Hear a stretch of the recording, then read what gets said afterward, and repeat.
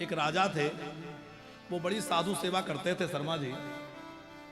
कोई भी साधु संत आ जाए उसके चरण धोके पीना, आसन पे बिठा के आरती करना, भोजन जमाना, खूब दक्षिणा देना, खूब सेवा सत्कार करना, ये उनका नियम था। कुछ चोर लोग थे, उन्होंने सोचा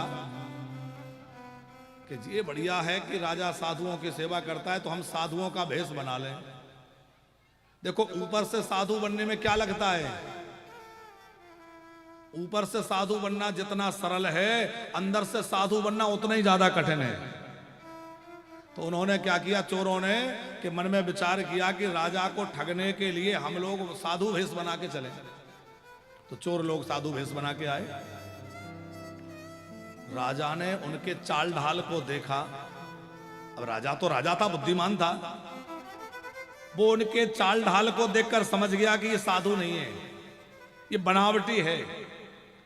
लेकिन राजा ने सोचा कि भले ये बनावटी हो पर हैं तो संत भेष में, और संत तो मेरे लिए भगवान का स्वरूप है, संत तो साक्षात भगवान है। तो राजा जिस भाव से बाकी संतों के चरण धोते थे, उसी भाव से उन संतों के चरण भी धोए जो नकली थे। खूब चरण धोए, चरणामृत पिया, महल में ले गए। अच्छा, बाकी को तो अतिथि गृह में ठहराते थे, पर जान गए कि ये तो चोर हैं, तो सोचा कि साधु भेष में भगवान ही आए हैं, चोर बन के आए तो ठीक है। अंदर ले गए ताकि खजाने के पास रहें तो चोरी करने में आसानी हो। राजा खूब उनको अच्छे अच्छे पकवान जमाए, खूब उनकी सेवा सत्कार करे, और खूब जानते समझते भी उनको खजाने के पास बिठा दिया। उन्होंने खजाने में से तमाम सामान बटोर लिया, पोटलियां बांध ली। राजा ने अपने मंत्रियों से, सेवकों से कह दिया था कोई भी इनको रोक टोक मत करना, ये साधु हैं, हमारे लिए भगवान है, जो करें करने दो। वो लेके चलने लगे। राजा ने उनको साष्टांग प्रणाम किया। राजा को प्रणाम करते देखकर उनकी बुद्धि पलट गई और वो राजा के पैरों में गिर के फूट फूट के रोने लगे। राजा ने कहा आप क्यों रो रहे हैं, आप तो साधु हैं। अरे बोले हम साधु नहीं हैं, हम तो डाकू हैं, चोर हैं। राजा ने कहा देखो इस समय आप साधु भेष में हैं, मेरे लिए तो पूजनीय है, आप मेरे पैरों में मत आओ।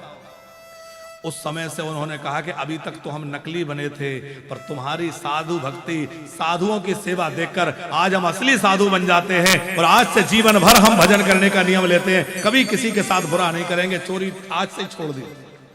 वो नकली भी असली बन गई। ये बात हम मुझे सुना रहे हैं कि भैया हमारे लिए तो जो भेष धारण किया हुआ है वो साक्षात भगवान का स्वरूप है।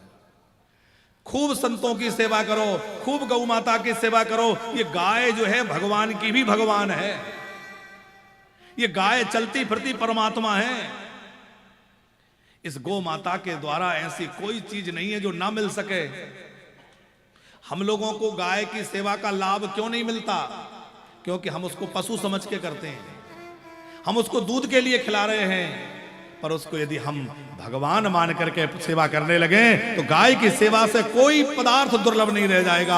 आप जो मांगेंगे सो गाय आपके हाथों में दे देगी।